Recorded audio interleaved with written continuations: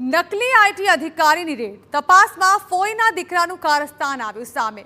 ઘટના છે સુરેન્દ્રનગરના પાટડી તાલુકાના આદરણિયા ગામની, જ્યાં સોનીની દુકાનમાં 5 લોકોએ નકલી આઈટી ઇન્કમટેક્સ ઓફિસર બનીને રેડ પાડી, જેમાં દુકાનદાર પર કરચોરીનો આરોપ લગાવી અને પોતાના પાસે રહેલી નકલી રિવોલ્વર બતાવી આરોપીઓએ 6.5 લાખની ઠગાઈ આચરી।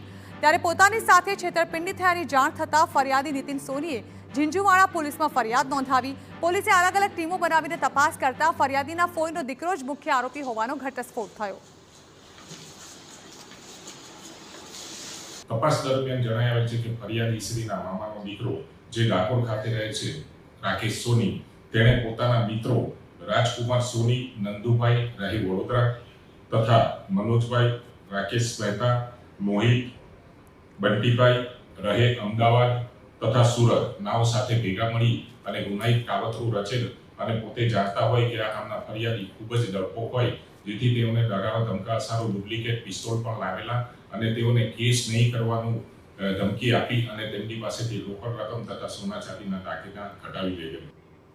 તો પોલીસે કાવતરું ઘડનાર ફરિયાદીના ભાઈ સહિતના આરોપીઓની ધરપકડ કરી અને પૂછપરછ હાથ ધરી છે। સાથે જ તમામ મુદ્દામાલ સહિત ગુનામાં વપરાયેલ 2 ગાડીઓ પણ કબજે કરવામાં આવી છે। પરંતુ સુખ દુઃખમાં સાથ આપનાર ભાઈએ જ મામાના દીકરાને લૂંટવાનું ષડયંત્ર રચ્યાની જાણ થતાં સમગ્ર વિસ્તારમાં ચકચાર મચી ગઈ।